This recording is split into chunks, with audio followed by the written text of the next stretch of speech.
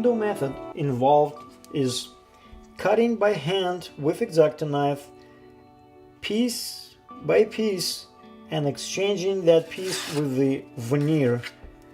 And by the time you will cut out all the pieces, you will end up with something like this. As you see, this plastic template has exactly the same design as the paper one, and the thickness of this plastic is equals to pretty much the thickness of the veneer. All the lines for you is already pre-cut. All you have to do is just follow this cut line and cut these few bridges off, and your piece will be free and ready to be exchanged with the wood veneer. Cutting mat, a scotch tape, regular pencil, a tool, it doesn't have to be a knife, with the flat surface where you can pound your veneer pieces into the template. Of course, you will need a cutting knife. In this case, it's X-Acto knife with some extra blades. You will need a thumb pins to hold your veneer and template together, hot gun to create a shadow if you wish. It's not really necessary, but if you like to have a shadow in your pieces to create more depth and three-dimensional look, you will be using either hot gun or hot sand.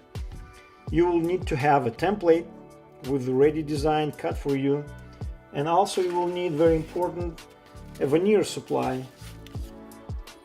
And let me address a little bit a cutting knife issue. I know that will happen. As soon as you will put a new blade into your handle, your X-Acto knife handle, in the first 2 or 3 cuts, the very point of this blade will break off.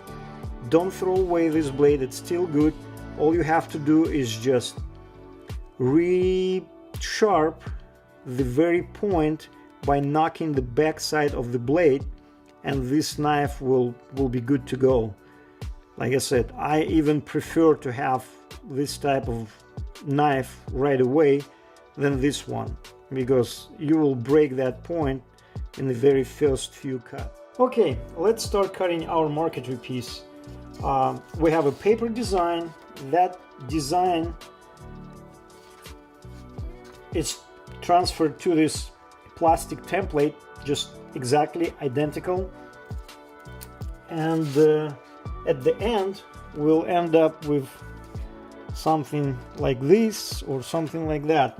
Okay, let's start it. We'll start with creating a leaf, and I will take a walnut and just cut a piece off.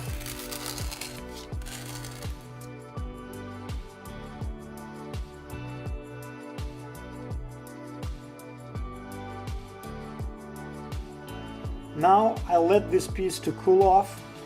I also can put some pressing, something to press down and maintain that flatness. Now I will secure my piece.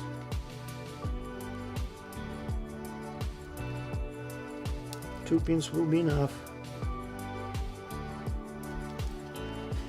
Now I have this, I can turn, I see clearly my grain direction, I see clearly how much of the burn area I can use.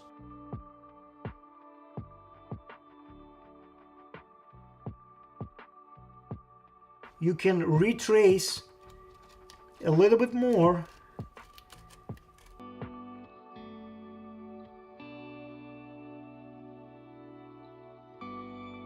I have my trace. Through the light, I clearly see those 2 spots where I need to place a scotch tape to hold those pieces together.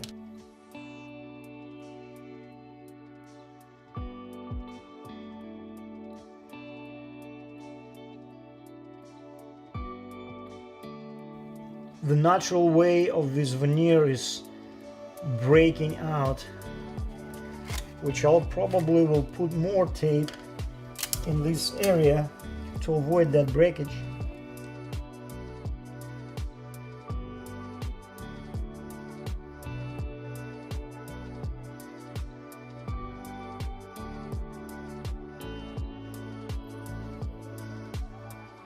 The leaf is pretty much done.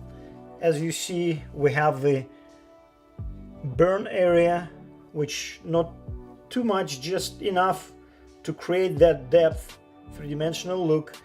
We have the right direction of the grains, following the natural direction on the leaf, and we can cut the next piece. Now let's try to cut the actual flower.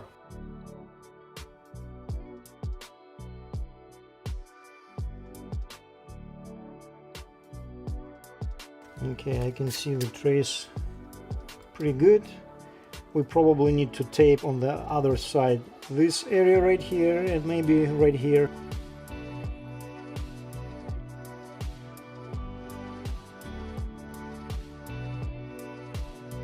Either it can be 1/16, 1/8. In this case I have 5/32, and this router bit set to the thickness of this veneer, and I will be starting from the center of my contour and going out to the lines of my contour. But I will not gonna go really close to the lines, because you know, router can take your wood pretty easy. And then when I will be doing this work, I'll be really careful, take time, and we'll try to come to the lines as close as possible. And then I will be using chisels or my cutting knife to complete my extraction of the wood perfectly to the lines and every corner, making sure my veneer inlay marquetry piece will fit exactly into that extracted area.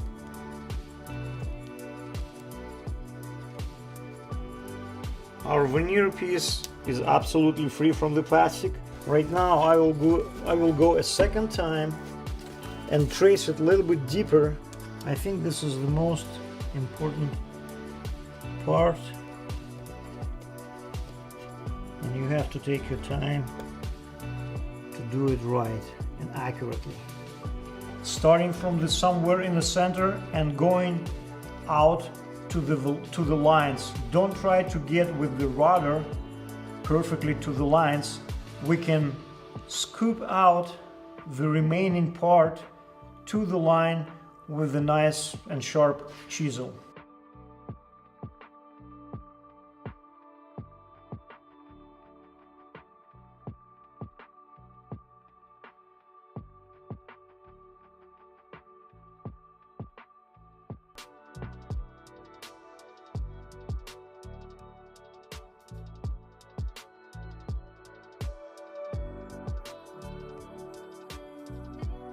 Alright, all the fitting are done. I'm ready for glue. Everything is fit nice and flat. Now we have to glue the marquetry into the right location.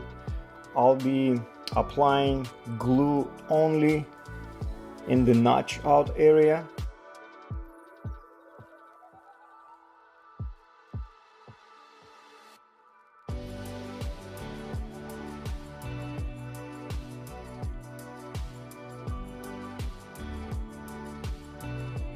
Now we have to do is just apply the pressure.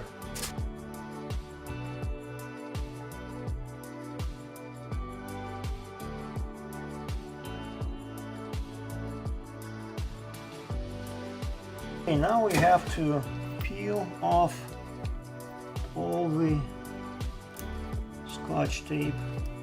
Okay, all the tape is removed, and now we're ready for sanding. I'll be using 80, 120, 150 grit.